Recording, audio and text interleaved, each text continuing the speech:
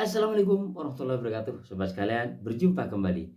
Kali ini sidang peninjauan kembali 6 terpidana kasus meninggalnya Vina dan Eki, sobat sekalian, menghadirkan saksi ahli dari dokter forensik. Menarik, dibeberkan semuanya oleh saksi ahli dokter forensik.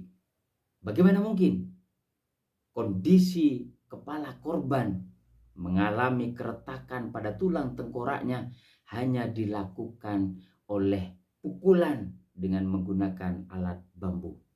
Ini dibantah, kondisi yang demikian hanya terjadi karena benturan keras seperti kecelakaan lalu lintas. Seperti apa sobat sekalian keterangan kesaksian yang disampaikan oleh dokter ahli forensik ini? Mari kita simak videonya.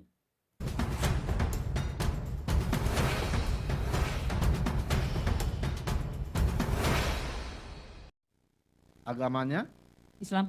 Islam ya. Ibu pekerjaannya di sini mengurus rumah tangga. Itu KTP-nya tidak berubah atau Pak RT? Iya, berdasarkan KTP mengurus rumah tangga, tapi sebenarnya profesinya sebagai dokter, Bu ya. Iya, saya dokter, dosen ilmu kedokteran forensik, yang Dosen mulia. juga Iya, di Fakultas Kedokteran Pajajaran ya. betul yang mulia. Ya. Baik, Kalau biasanya dalam peristiwa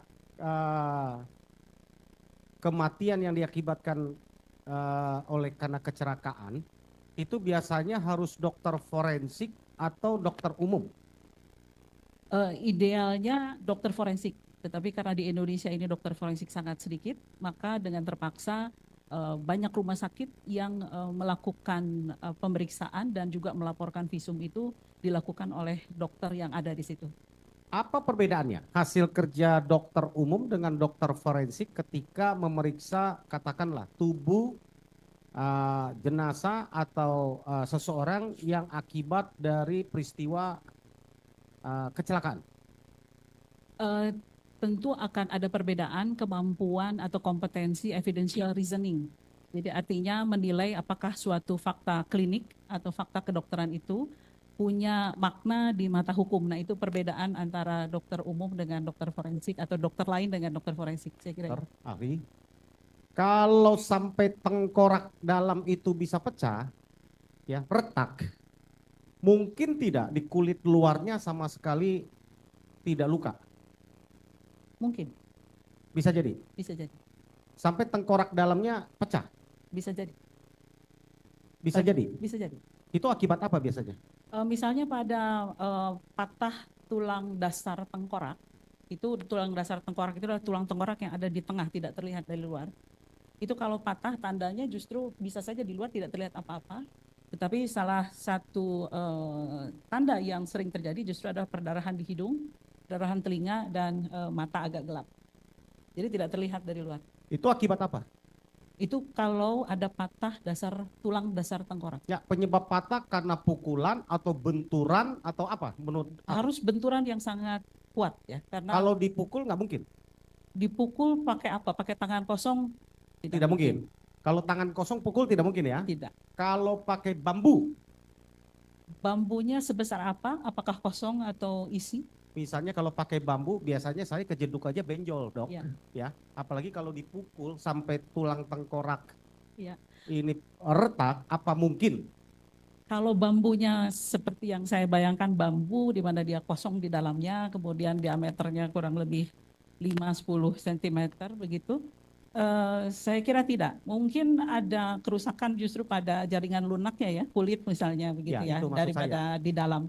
Karena untuk mematahkan tulang dasar tengkorak itu perlu power yang sangat besar ya. Seberapa kuat sebenarnya untuk memecahkan tengkorak atas itu? Kalau saya itu baru menemukan di literatur, kalau misalnya kecelakaan lalu lintas, kecepatan 35 km per jam, itu sudah bisa menyebabkan dia kemudian kecelakaan dan jatuh terlempar misalnya, maka tulang dasar tengkorak itu sudah bisa patah. Tetapi lebih jarang, yang lebih sering adalah 45 km per jam ke atas. Oh, jadi kalau akibat kecelakaan karena benturannya sekaligus, apalagi masih terlindung dengan helm, ya mungkin karena benturan di dalam dengan helm, sehingga tidak ada luka luar, tapi dalam keadaan retak bisa jadi itu ya, Ini juga miskonsepsi tentang helm sebetulnya, karena helm itu hanya melindungi sekitar 40% dari kemungkinan head injury. Dan helm yang beratnya lebih dari 1,5 kilogram, justru itu akan bisa memungkinkan injury atau patah tulang yang lebih besar. Kemudian kalau dari data menunjukkan bahwa 70% korban dengan tulang dasar tengkorak yang patah itu pada pengendara motor justru yang mengenakan helm full face. Mungkin bisa ditunjukkan gambar helm, Pak. Coba bisa Pak. Majelis, mohon izin kita dengan kerusakan, ya tolong. Dari termohon, kalau mau lihat. Oh, tidak. Dijelaskan Pak Ian, rusak helmnya bagian depan apa aja supaya dokter bisa menilai.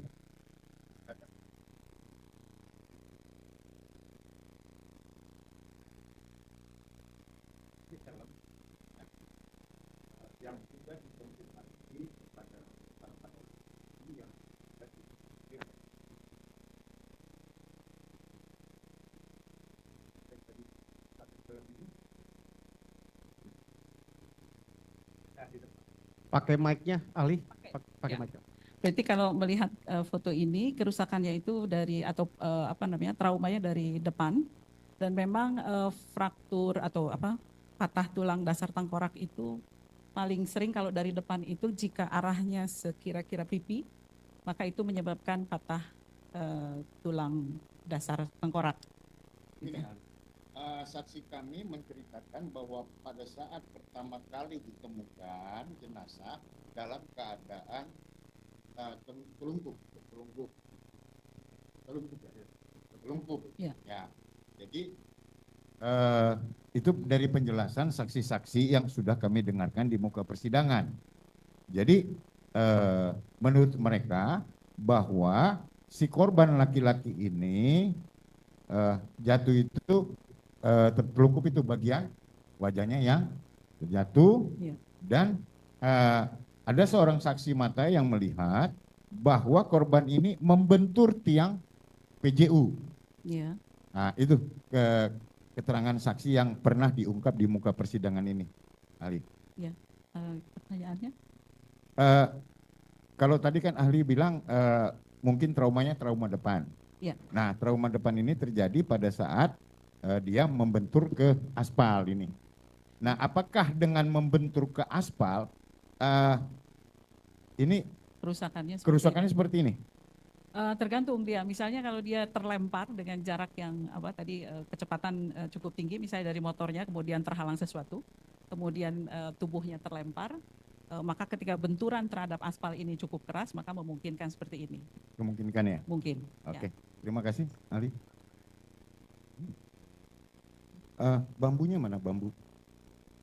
Ya, bambu runcing. Mana bambu runcing? Ya, kita samakan persepsi ibu dengan barang bukti kan atau Nah, ini. Ya. persepsi ibu kan kosong ternyata ada isinya. Nah, ini barang bukti. Nah, ini bambu ini Jelas. panjangnya sekitar 70 cm berdasarkan berita acara penyitaan. Ya. Ya, Diameter. diameternya 10 cm ya. 5 cm ya. Saya memperkirakan tidak cukup kuat untuk menyebabkan patah tulang tengkorak, apalagi yang saya maksud tadi dasar tulang tengkorak. Jadi seandainya dia dipukulkan, lebih mungkin menyebabkan memar atau bahkan robek di kulit kepala. Kalaupun ada fraktur atau ada patah tulang, biasanya kalau daya atau powernya itu tidak terlalu besar, maka patahnya di permukaannya, di permukaan tempat dia dipukulkan. Satu saksi mata yang sudah diperiksa di muka persidangan bahwa bagian kepalanya itu membentur tiang PJU. Ya. Beton. Besi. Baja ya. Nah, apakah itu memungkinkan yang menyebabkan tadi patah batang tengkorak ya? Dasar tengkorak, Ya. tulang dasar tengkorak. Kalau besi mungkin. Kalau Besi mungkin ya. ya. Tapi kalau Besi bambu nggak yang mungkin ya? Kecil kemungkinan. Kecil kemungkinan. Terima kasih, Ali.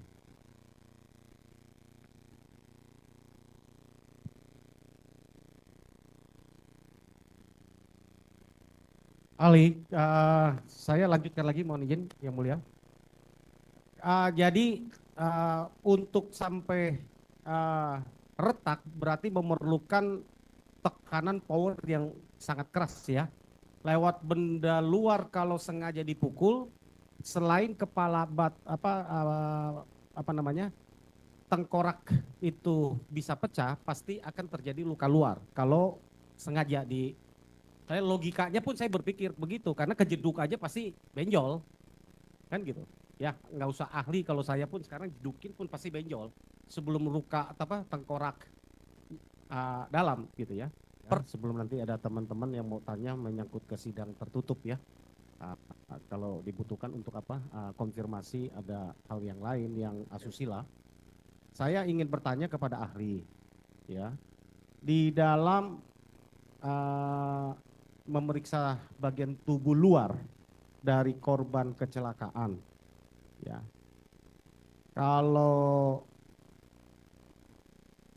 atau pertanyaannya saya balik, kalau tidak diketahui dulu ketika datang itu, tidak tahu dulu apa penyebabnya, kan seringkali orang mendorong ke rumah sakit itu tidak memberitahukan apa penyebabnya. Tahu-tahu luka, kadang-kadang luka hasil berantem atau hasil ditusuk orang, bilangnya jatuh dari pohon, jatuh dari mana gitu kan. Banyak orang nggak mau ribet kan dalam praktek sehari-hari yang saya temui gitu ya, di rumah sakit seringkali orang begitu ya. Kalau ditemukan ada hal yang aneh, wajib nggak dokter untuk memberitahukan? Tadi kan dicatatkan, tadi saya udah paham ya, di dalam laporan visumnya dicatatkan di situ. Ini kalau tidak diminta visum atau dia itu, wajib nggak untuk memberitahukan itu ke polisi misalnya? Sebetulnya kalau bertanya pendapat saya maka itu wajib. Tetapi yang saya pahami beberapa rumah sakit, terutama rumah sakit yang masih kecil misalnya, belum punya standar untuk bisa melapor langsung ke kepolisian. Ya, itu sering menjadi masalah di banyak rumah sakit kecil. Gitu ya. Tapi kalau kalau pendapat kami, ketika kita menduga ada kematian tidak wajar, maka sebetulnya wajib lapor polisi. Masih ada, nggak patah berarti. Giginya ada berarti nggak patah kan? Ada. Saya tidak tahu ada patah atau tidak. Saya tidak melihat ada informasi patah atau tidak. Oke. Tadi saya mempertajam rekan saya tadi mengenai soal dada kanan. Ini Eki ya, dada kanan 15 cm dari tengah, 19 cm dari bahu, 2 lecet 2 kali 0,5 cm dan seterusnya.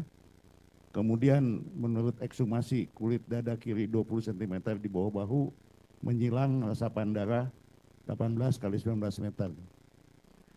Menurut keterangan putusan, ini dikatakan dipukul, ditusuk dada sebelah kanan sebanyak 1 kali dengan menggunakan samurai ukuran panjang oleh Rivaldi. Ini dalam putusannya. Nah, mengenai hal ini, saya ingin ketegasan ahli lagi, apakah ada bekas tusukan itu? Karena saya bukan yang memeriksa langsung jenazahnya, maka saya harus berasumsi bahwa visumnya, fakta pada visum atau hasil pemeriksaan itu benar adanya. Dan yang saya baca adalah pada dada itu tidak ada tanda-tanda akibat kekerasan tajam.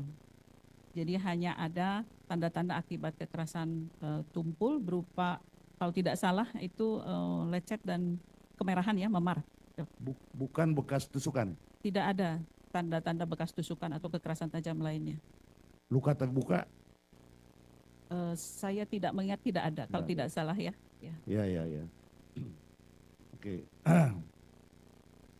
Saya lanjut lagi ke soal Vina. Nah,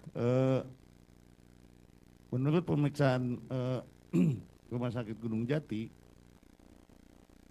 disebutkan kepala sebelah kiri memar 5 cm, ban bengkak. kemudian pendarahan aktif dari lubang hidung, telinga, dan mulut. Selanjutnya, pelipis kanan luka terbuka dasar jaringan bawah kulit, dagu memar diameter 3 cm.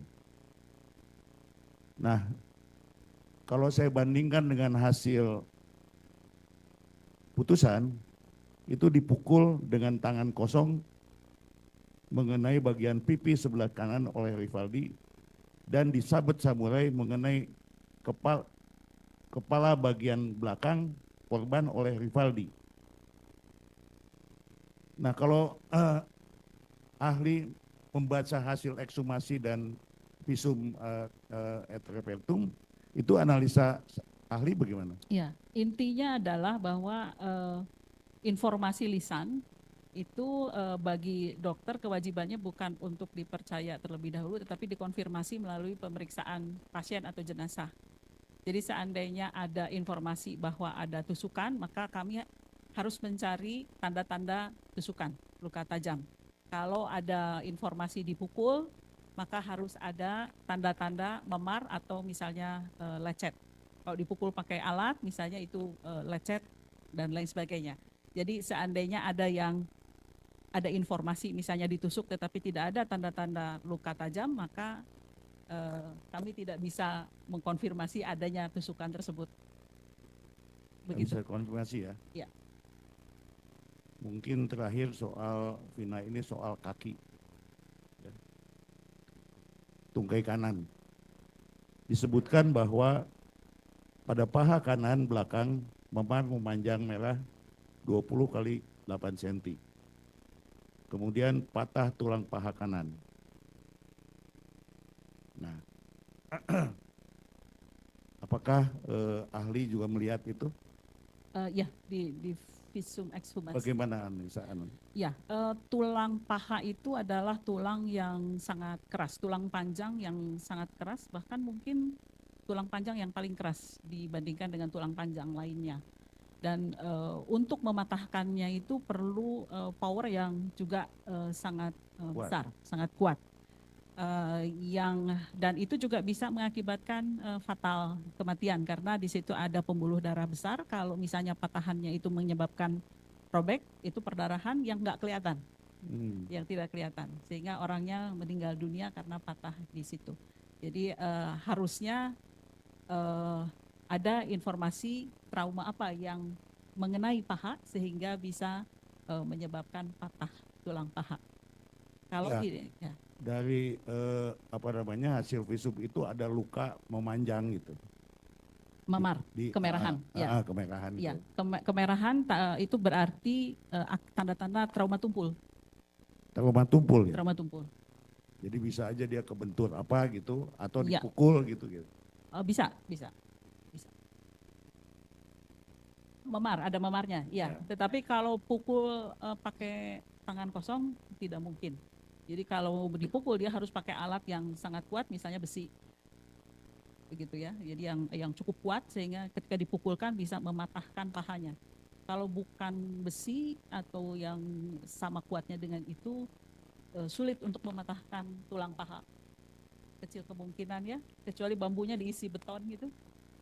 Ya, kalau saya bandingkan dengan putusan atau saya lihat isi putusan itu dipukul dengan batu. Saya tidak tahu batu ukuran berapa, tetapi batu, dan kalau itu pun batu, bagaimana pandangan ahli batu itu mesti sebesar apa dan sampai bisa patah gitu? Batu, jika memang ada batu yang sangat berat, kemudian dipukulkan, tentu tidak dalam keadaan berdiri, tetapi dalam keadaan tidur tidak bergerak. Itu satu. Yang kedua, batunya harus sangat berat, dipukulkan dengan daya yang sangat kuat. Kalau batunya itu tidak memiliki bagian-bagian yang tajam, maka akibatnya hanya memar. Tetapi kalau ada bagian-bagian tajam, mungkin ada lecet-lecet juga di situ. Itu. Karena faktanya faktanya itu dia luka memanjang.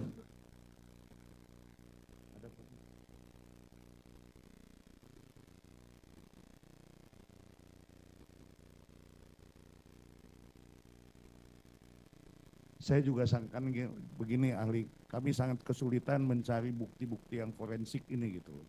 Karena pihak rumah sakit juga saya lihat nggak terbuka dan lempar sana lempar sini, jadi kesulitan kami untuk menentukan ini luka tuh kenapa gitu. Kan kelihatan ada luka memanjang, pertanyaan saya itu luka tuh kenapa gitu.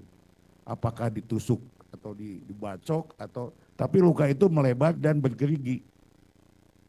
Gitu, bukan kalau kena tusukan kan panjang gitu. Ya. Set gitu kan. Ini enggak panjang dan melebar begitu. Ya. Kalau luka terbukanya tepinya tidak rata, berarti karena trauma tumpul. Kalau trauma tajam itu tepinya rata dan sudutnya tajam. Ya karena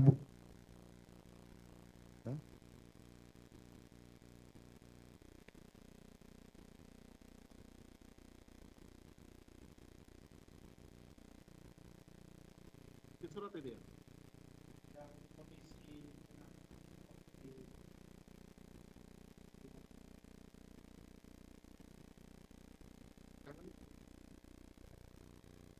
Kakinya.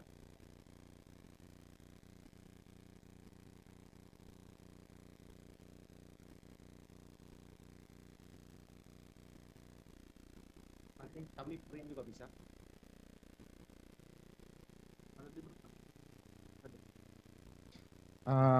Yang mulia, nanti kami print juga kami susulkan bisa. Ini sudah pernah dihadirkan, ya. Kita lihat kondisi tubuh dalam keadaan bersih, ya. Cuman kaki luka, tapi di dalam visum itu yang dibilang tulang paling kuat itu yang patah, ya. Kita memperlihatkan ke, ya, kaki. Ya. Ini kondisi ini hanya luka di kaki kanan. Ya, Tungkai. Ya, tungkai. Ya, yang dikatakan menurut hasil visum itu patah tulang kaki. Itu yang dokter tadi sampaikan yang paling kuat tadi. Ya. Ya, kalau lihat luka begini, ini barang bukti batu yang dihadirkan. Dengan batu sebesar ini, mungkin nggak dengan luka yang begitu akibat batu patah tulang kakinya? Ya, saya tidak tahu ini dimensi atau ukurannya berapa ya. Ini ubinnya misalnya berapa ini ubinnya? Ubin ini sekitar 30-an ya. Seandainya ubinnya itu 30 cm, maka diameter batunya itu kurang lebih 25 cm. Tergantung batunya jenis batu apa, gitu ya. Kalau batu yang, kan ada batu yang spongy kan, ya, dia ringan, ada batu yang sangat berat. Nah, kalau misalnya batu yang sangat berat, kalau mematahkan tulang tungkai yang di bawah itu masih mungkin, tulang kering misalnya. Nah, tapi kalau tulang paha itu agak sulit, dia harus. Kalau dengan batu mematahkan tulang paha itu pasti ada terjadi pendarahan hebat. Ada, pasti bukan pendarahan hebat, tetapi ada kerusakan kulit. Cukup, Itu. yang mulia, itu tidak ada kerusakan, itu hanya luka seperti yang sesuai visum.